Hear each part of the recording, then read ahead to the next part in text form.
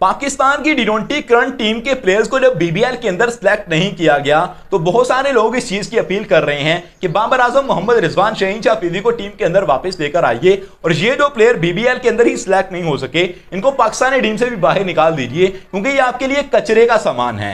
लेकिन मैं आपको रीजन बताता हूं कि जो प्लेयर बीबीएल के अंदर सिलेक्ट नहीं हुए और पाकिस्तान की टी20 टीम के अंदर खेल रहे हैं उनको क्यों बीबीएल के अंदर सिलेक्ट नहीं किया गया है, उसके पीछे लॉजिकल रीजन मौजूद हैं और उसी के चलते हुए वो पिक नहीं हुए हैं और शायद वो बाय चॉइस पिक नहीं हुए हैं। और इसके पीछे रीजन क्या है ये सुन लीजिए। सबसे पहले तो फखर जमान की बात कर लें कि फखर जमान को क्यों पिक नहीं किया गया। फखर जमान के हवाले से बहुत सारे लोग कह रहे हैं कि इन्होंने खुद को रजिस्टर करवाया था बीबीएल के अंदर लेकिन ये पिक नहीं हुए। लेकिन बेसिकली फखर जमान वो प्लेयर था जिसने अपने आप को रजिस्टर ही नहीं करवाया था। फखर जमान ने इस चीज की उम्मीद ही नहीं जाहिर की थी कि वो बीबीएल के अंदर जाकर खेलना चाहते हैं। अगर ये उम्मीद जाहिर करते तो ये पिक हो सकते थे, लेकिन ये इंटरनेशनल टी20 लीग खेलना चाहते हैं, उसका हिस्सा बनना चाहते हैं। लास्ट ईयर भी इनको ILT टी20 लीग खेलते देखा गया था तो ये वहीं पर जाकर खेलना पसंद करेंगे और उसी के लिए इन्होंने अपने आप को रजिस्टर नहीं करवाया और बीबीएल के अंदर जाने की उम्मीद ही जाहिर नहीं की है। उसके बाद अगर बाकी प्लेयर्स की बात करें तो बाकी प्लेयर्स के अंदर पाकिस्तानी टी20 टीम के कैप्टन सलमान अली आगा हैं, उनके साथ ही अब्दुल्ला शफीक का नाम है,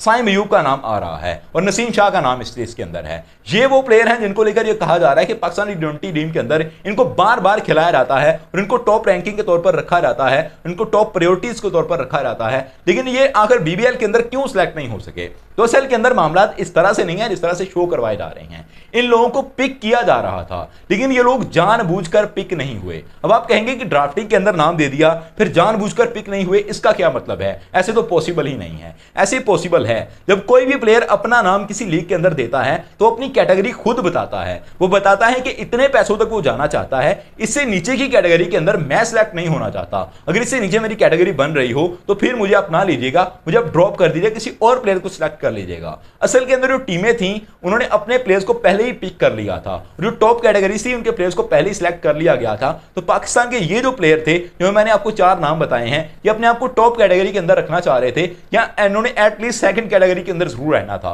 तो जब स्पेस नहीं बनी और इनको ये कहा गया कि आप गोल्ड कैटेगरी के अंदर आ जाइए या उससे नीचे आ जाइए तो उन्होंने इस चीज से इनकार कर दिया। तो सलमान अली आगा अगर आकर नीचे सिल्वर कैटेगरी के अंदर खेल रहा हो या गोल्ड कैटेगरी के अंदर खेल रहा हो तो वो बंदा मेरे ख्याल से इस वक्त वर्ल्ड क्लास बैटर है और तीनों फॉर्मेट के अंदर वो तबाही की बैटिंग कर रहा है, साथ बॉलिंग का एज भी देता है। तो उस बंदे को ये सूट नहीं करता कि वो बंदा गोल्ड कैटेगरी के अंदर खेले और उसके अंडर खेलने वाले जो लड़के हैं वो उससे ऊपर खेल रहे हो, ये थोड़ा सा अनसूटेबल रहता है। इसीलिए सलमान अली आगा को पिक नहीं किया गया। अगर इनको प्लेटिनियम के लिए पिक किया रहा था या डायमंड के लिए रखा रहा था तो इन्होंने पिक हो जाना था, लेकिन इनको जब नीचे की कैटेगरी का कहा गया तो इन्होंने इनकार कर दिया। अब ये जो प्लेयर नहीं गए हैं खेलने के लिए इन्होंने करना क्या है, इन्होंने अपनी कैटेगरी इस वजह से भी लो नहीं करवाई कि 40% तो डिडक्शन हो जाती है ऑस्ट्रेलिया के अंदर, इंग्लैंड के अंदर जितने पैसे आपको मिलने हैं उनके 40% इनके क्रिकेट बोर्ड ने खुद ही रख लेने हैं और इनकी लीग को ही वो पैसा मिल जाना है। आपको 60% पैसा मिलना है, वो पैसा पहले ही कम होगा, उसमें से और डिडक्शन हो जाएगी तो आपका नुकसान हो जाएगा। इस वजह से अपनी रजिस्ट्रेशन ना करवाते हुए इन्होंने इंटरनेशनल टी20 लीग खेलने का फैसला किया है और लास्ट ईयर इनमें से ज्यादा प्लेयर आपको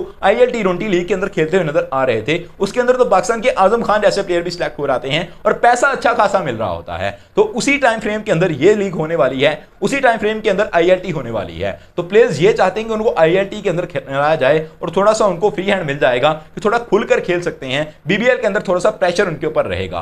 और मैं आपको ये भी बता दूं कि ये जो प्लेयर्स हैं जो पाकिस्तान की हालिया टीम के अंदर खेल रहे हैं इनको कोई लेगेसी की जरूरत नहीं है, इनको किसी कमबैक की जरूरत नहीं है। ये खुलकर खेलेंगे जहां पर भी खेलेंगे क्योंकि पाकिस्तान की टीम के अंदर ये खेल रहे हैं। लेकिन बाबर आजम मोहम्मद रिजवान के लिए बीबीएल इस वजह से जरूरी था कि थोड़ी हाइप क्रिएट करें और हाइप क्रिएट करके अपना कमबैक कर सकें। इन्होंने अपने मफाद के लिए ज्यादा खेलना है, इसलिए बीबीएल के अंदर सिलेक्ट होना उनके लिए ज्यादा इंपॉर्टेंट था और इन्होंने प्रायोरिटी इस वजह से नहीं दी कि इनको कोई भी गर्ज नहीं है जो भी लीग खिला ले, पाकिस्तानी टीम के अंदर तो ये खेल ही रहे हैं। अभी आपको करेक्ट इंफॉर्मेशन मिल गई है, इसके बारे में आप क्या कहते हैं कमेंट करके अपनी राय का इज़हार जरूर कीजिएगा। Subscribe channel for more videos. Thank you, I love you to be with us.